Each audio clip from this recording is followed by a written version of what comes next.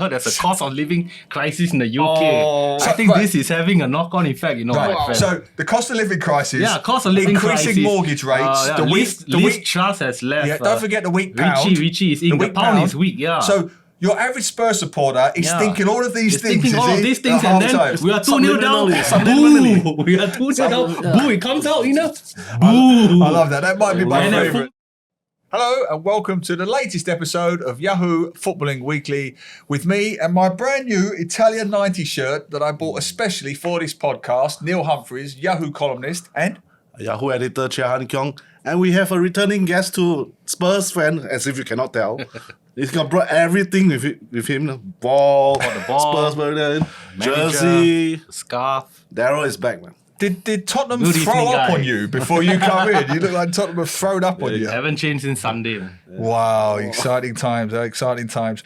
All right, we'll get stuck into, and that's the operative word, Tottenham in a moment or two. But before that, we'll get stuck into some of your comments. As always, thank you. We're getting lots, Han Kiong, eh? Oh, yeah. Every week. And they get longer and longer, the comments. Yeah, we're going to have to give a prize soon. They're turning into like university thesis level now. But seriously, thank you. Thank you.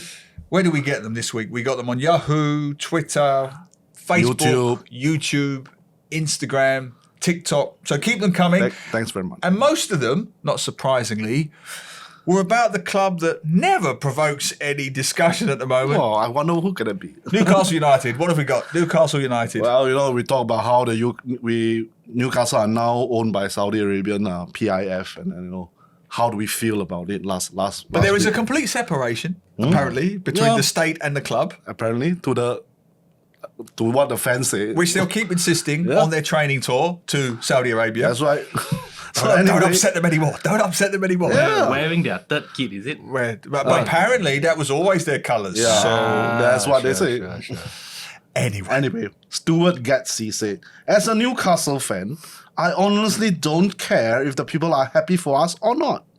With success and money comes envy. PIF has investment in this very platform. Why not boycott YouTube? The Toon Army is coming. Yes, they're starting to gloat now. I would just like to point out, for the record, that PIF does not sponsor any aspect of this podcast. You're right there. But if they do happen to be watching, please. You are so hypocritical. But Han Kiong, look at his comment, what he wrote first. Okay. With success and money comes envy.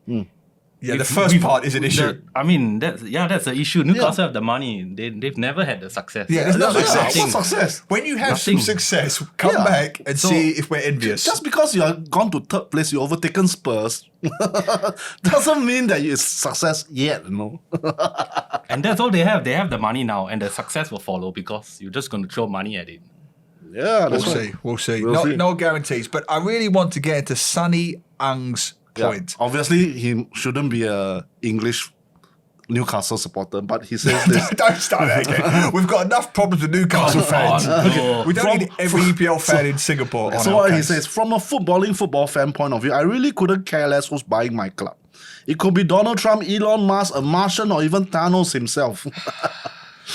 Doesn't matter if it's a white cat or a black cat, as long as it's able to help catch mice, it is a good cat. Quoting Deng Xiaoping. Yeah. I like the quote. Now, as long as the owner is willing to splash out the cash, he's a good owner. As long as the owner is willing to splash the cash, the owner is a good owner. No matter what is the inference there, right? Yeah. But I'll ask you this question, both of you. Someone got in touch with me. I won't say on air who, but he's been on the podcast. And he liked the Newcastle podcast, but he said to me privately, he said, all right, let's put it this way. I grew up supporting West Ham. Let's say it was West Ham. And a Saudi-backed consortium bought West Ham. You would still follow them. And I can honestly say, if you followed this podcast, you can probably guess what I'm about to say. No, I wouldn't. Because they're just a football team. Oh, how can you say such a thing? I love them. I grew up with them. But they're just a football team. And I would like to think that human rights issues will always be more important to me than a football team. So it wouldn't be an issue for me at all. And just to add to that, this comment, I get it, it was slightly tongue-in-cheek, but where do you draw the line, seriously? So any tin pot dictator now can buy your club, a Stalin, a Hitler. What if Putin buys your club? A Putin, and what are we saying now? That as long as you make Champions League football, that's okay, sort of, never mind the genocide, we're in the top 4. There has to be a line, Darryl, surely. There has to be a moral line in the sand. What do you think? I think for most people, there is a line, there is a moral compass that they have. Okay. I think it's a lot of confidence or bravado that they project on social media to say, I will support the team, through thick and thin. And this is what they mean, regardless of any issues that the owners might have, they will still support the club. I think for me, I would really like Spurs to win the league, but under the current ownership, it's going to be very difficult. Imagine if like the Saudi fund or even GIC took over Spurs. How would you feel? And then we won the league. I mean, somehow, some way there'll be some human rights issues. I will still watch Spurs, but you will know that the win, the titles, they're all tainted. Yeah. Yeah. You haven't won them in a way fairly. You haven't won with money that you can afford to pay back. You can take loans. Yeah, every club take loans, but you can afford to pay it back. We all take home loans and we all pay it back. I know. I mean, we're seeing it now, aren't we? We're talking about the World Cup coming up, the Qatar World Cup. And everybody's saying that it feels tainted. It feels sullied is a word I've heard a lot. It hasn't even started yet. And it feels like there's an asterisk, attached to it. This is the tainted World Cup. And this is not about Newcastle supporters at all. They can't choose their owners. But there's a way to win. A good contrast would be the Fenway Sports Group, who have been in the news this week. They have supposedly put Liverpool tentatively up for sale, or they're attracting offers, or whatever you want to call it. Here comes the money. Whatever you call it. Apparently 4 billion. Yeah, good luck. Good luck. Yeah, no football club is going to be worth 4 billion. It could. No, they wouldn't get their return back. But whatever the value, whatever you say about the Fenway Sports Group, it seems so ironic to me, Han Kyung, that we almost see these guys as heroes, a good old-fashioned, greedy American hedge fund, entirely about the money, just like the Glazers, just like the Fenway Sports Group. The difference is, with the Fenway Sports Group, they embrace the heritage and the tradition and the It's a community club for more than 100 years, and they never lost sight of that. They never tried to impose themselves upon the club. They made some mistakes along the way. Of course. European Super League. Huge mistake. And then they also tried to follow some of the That's a huge mistake. So they've made some big mistakes along the way. But along the way, when the fans point out to them, they suddenly realize it. They sort of backtrack. So, I mean, they do listen to the committee. They try to trademark the word Liverpool. Liverpool. Yeah, so the fans said none of that. So I think credit to the Liverpool fans to stood up and they've said made no. mistakes. I mean, the trademarking or using that phrase, this means more. Is it this means more? That's absurd. That is patronising to every club in the world. But it's a very American thing to like, I know. whatever we can This means trademark, we'll more just to whatever the Young Lions. Yeah. This means more to Lion City Sailors. I mean, you do not have copyright over passion. You know. So in case you don't know, Liverpool actually have a fan group, Spirit of Shankly, a very influential fan group. They are incorporated inside the board of directors, the Liverpool fan club, the board. So, and then they will have a lot of say in who they're going to bring in. If they're going to bring in investments, they're going to bring in shareholders. Fair enough, but the type of shareholders, the Spirit of Shankly will have say in it. Okay. Yep. But obviously, all of us fans are like a bit now getting a bit jittery. Like, who are they going to bring in? If they're going to value their club at 4 billion, there's only that much people who will have the money to buy, and they all come from Middle East. Yeah, it's predominantly going to be oil-rich states. So you're a Liverpool fan. Put yourself on the spot. Moral high ground. So do you think the Spirit of Shankly would allow a random, let's say, oil-rich state buy their club? I'm sure they were opposed to it. Yeah, I'm sure they were opposed to it because they have seen how Man City are now, and Newcastle in a sense are grappling with this kind of moral issues. I think the Liverpoolians are a very working class kind of bunch of people, and they do feel that that club we have it's a very community-based club. And they don't need it. Yeah. They don't And need the bad PR. Correct. You know, I think some of the other clubs they've got a trade-off. But Liverpool are such a big club. They're up there with Manchester United. It's those two in the world. They're bigger than Real Madrid. They're bigger than Barcelona, Juventus. They just are. They just are. As don't need global franchises, I hate the word. They are the biggest two in the world. They don't need the money enough. They don't need the negative PR, PR enough. yep. They don't need it. I don't see it happening. We'll clip that part, and then when they're taken over by a sovereign fund from the Yes. Middle East, In And 3 then, months' I time. will disown myself from club. Well, you hope, huh? Newcastle fans will be waiting for this. But speaking of working class, let's get back to where men and women of the people. World Cup subscription prices. Now, I'm not questioning our regulars' values. I love each and every one of them. But we seem to get more anger from the World Cup prices than we did from the Saudi ownership. Be that what is, read into that what you will. You know why, right? Go on. From our own pockets. Exactly. That's what he said. That's what I said, yeah. We only accept climate change when our house is on fire. Yes. It's the same thing. Right. Judgy Guy in yellow says, this is why, talking about World Cup subscriptions, this is why we should boycott them and become pirates. He's watched too many movies. We've had enough. Checks. And with inflation, we need to put food on the table. And just to add to that, this is possibly the best comment we've ever had for any show. Jamie Cannister, nice pun on Game of Thrones. Jamie Cannister said, Singapore is well trained. We already pay much more for essential stuff that just happens because it's imported. We are used to paying a lot for imported stuff. Why should the World Cup be any different? Our views are well known. Daryl, what do you think? I watched last week's episode and it was all there. The prices were fine up to 2010, and then one telco came in to try and grab the rights, and the prices went up, and prices have remained at that level ever since. So if the content provider knows that you can afford to pay and they charge you that amount and you're willing to pay, you're stuck. So there's no form of protest, is there? From here on in, you can't protest because it's either you buy it or you don't, right? Yeah. For the nation. And from here until we all, till time ends, every World Cup will be $98 or more. Yeah. Yeah, and every time they increase it by like $4, as you said last week, they'll just say like inflation. Yeah, I just think it says quite a bit about our football culture and maybe our moral leanings when we are angrier about a one-off payment for the World Cup than a nation owning a foreign club. And one-off payment in 4 years. Every 4 years, then you pay this $98. Yeah. But we gotta pay Even- again for the Euros though. Okay, that aside. Don't complicate matters. Don't complicate We're coming to matters. the World Cup. So anyway, but I think what I feel is, the thing is that we are, compared to the countries near to us, we are paying so much more. Yeah, that's a good And point. there has to be come a point of time when we have to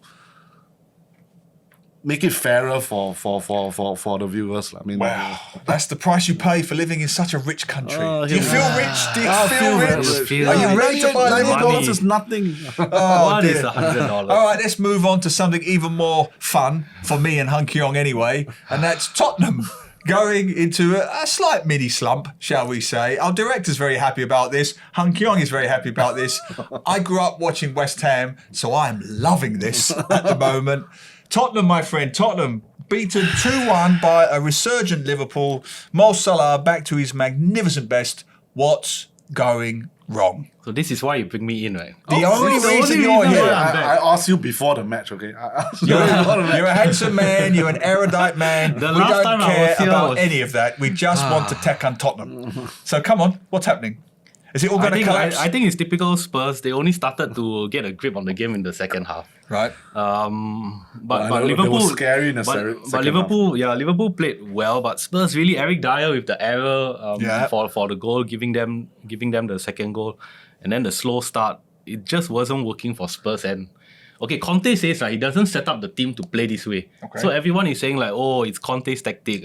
We will be defensive and try and contain the opponent in the first half, and second half you try and impose your will on your opponent. Yeah. But Conte said, no, we try and play from the start, but it's the players who can't carry out the instructions. So I've come to the point after like 13, 14 league games that Spurs maybe we just don't have enough players to play the style that Conte wants. So in certain obviously areas, like in this game, like Son wasn't playing, Kulusevski started on the Correct. bench, Romero didn't play, didn't help, and then there are other players who maybe just not good enough. So some of the fans were giving him some stick, Conte some stick after the game, and then he during the post-match conference he's saying, "Look, you got to give us patience. Yeah. No, we are on the way there, but we are not there yet." Essentially, that's what he says. Like. Yeah. True. Do you agree with that? Do you think what I feel is that yes, you can talk about patience, but you are famous for burning out players so quickly that your time frame for your success is already short. Already. You see them kena tekan during the preseason. They were vomiting on the pitch. Yeah, Son Heung-min, right? Son Heung-min was vomiting. Harry Kane was vomiting on pitch, and now you say you need patience. Do you think the players can last that? I think that's the problem now that Conte has found himself in. So when he came in, he's only been there 1 year. Yeah. Actually. But in that 1 year, he overachieved. So he got Spurs 4th last season. And then everyone's like, okay, with these guys who, were not so steady, you got them into 4th. This season, let's maintain a good challenge in 3rd or 4th. And, put up a fight against Liverpool. Not say beat Liverpool, but put up a fight. And then other games that we were losing, or like Bournemouth, we went 2-0 down at halftime, and then had to come back and make so hard work. A lot of Spurs fans were asking what's happening here. Yeah, I mean, he's only been there for 1 year, but Eddie Howe's only been there for 1 year at Newcastle, and they're above you in the table. But I got to say this, Daryl. You Tottenham supporters, you are some seriously fickle buggers. I have to say that. I am not fickle. Right? Because when I heard the Maybe booing... those in London did you are hear the fickle. booing? Yeah, I heard the booing and I fell off my chair laughing. It was the highlight of my weekend, right?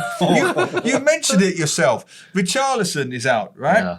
And Kulusevski, who was one of their best players. I know he's only on loan at the moment, Son right? Heung-min, Son and Romero were out. Right, so Kulusevski, right, just to give you some figures here, he's just come back from injury. He had 5 goals and 8 assists in half a season. Wow. I think he turned it around for them. superb. He's just coming back from a hamstring injury. When he came on, he was- Tottenham were transformed. He's So you haven't made had the cross him. for Harry Kane. Exactly. Made the You haven't pass. had him. You have lost, I believe, your best out-and-out creative forward, which is Son Heung-min, who I really thought this would be his year. I really wanted it to be his year. Unlucky. So unlucky. I love the guy. I love everything about him. I wrote columns for Yahoo about it. I really wanted this to be his year for club and country. Not going to happen. So you've got all sorts of injury problems there, right? You've got Perisic's coming on and all this playing of weird formations.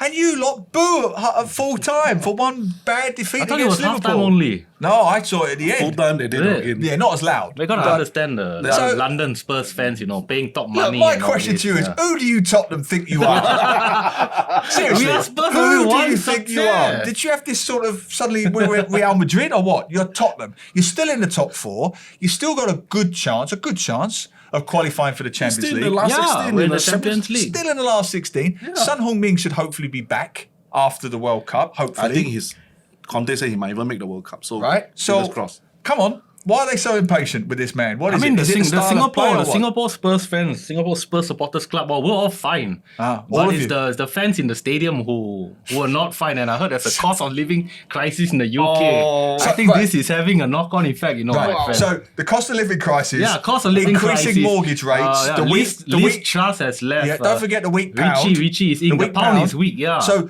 your average Spurs supporter is thinking all of these It's things. thinking is all of he, these things, at and then halftime? we are 2-0 down. Subliminally. Boo! We are 2-0 down. Boo! It comes out, Boo! I love that. That might be my And at full favourite. time, it comes out. So what Boo. you're really saying is you're quite aligned with Liverpool in the sense that it was really a protest against the Tories. Is that what you're saying? Yeah, it's all politics It's again. a protest against the Tory government. Hey, what a wonderful reason. So him booing an Italian is actually a protest against the British government. Yeah, against the British Probably government. terrorists. And then like, why did they leave? Tottenham. And why did they leave the EU? There you have it, everything. I take it all back, head blown, you don't have to talk some rubbish to defend your team. But really, Spurs tried well in the second half, and then it didn't go their way. I think I thought second half they it was quite frustrating seeing Emerson Royal, and then Also- Ryan Sessegnon had good runs down. Yeah. Tried to get the best of Trent, but still no final product in the end. Yeah. Yeah. Yeah, I'm Maybe devastated. he's someone in a work in progress, and then next season you'll see how he fares. Yeah, That's all. yeah, But yeah. Emerson Royal, no patience. I'm sorry. Yeah, I don't care. I don't care. But one thing I do care about, because I wrote a column about it just out this week on Yahoo, does anyone want the EPL to stop? That was the premise of my column, and I think it's just another reason to whack this World Cup briefly, which just in the last week or two, guys, I think it's really come alive, ironically. You know, Liverpool resurgent, Man U wobbling, but there's some interest there. Tottenham are there, Newcastle are flying. Comeback king. There's so many genuinely fascinating narratives at the moment, and that bloody thing is going to stop all of it. What do you think? Obviously, I mean, just as it's like I'm having a juicy steak, eating a juicy steak, and just take me away and then give me an oatmeal. So I that's my comparison. Just as things are getting nice, and then just cutting, put it in, and then you give a bland oatmeal. Yeah, I'm vegetarian. I don't know what you're talking about. And I mean, now it's November, and then December you get all the Premier League games and the Cup games, and then as usual you do the Champions League and the Europa League draws, and then you look forward, February for that. And now it's like all but then now, I got to stop all the leagues and everything.